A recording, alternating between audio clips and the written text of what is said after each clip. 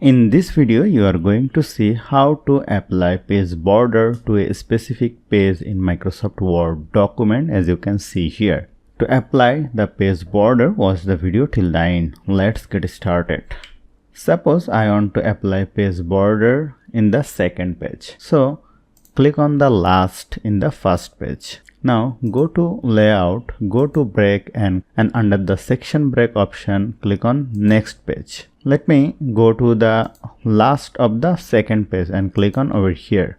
Again go to layout, go to break and under the section break click on next page. Then this page will be separated from the first and third page. Now click on anywhere in the second page. Go to design, go to page border, go to box border. I can increase the width from here and carefully see we need to apply to this section and hit OK.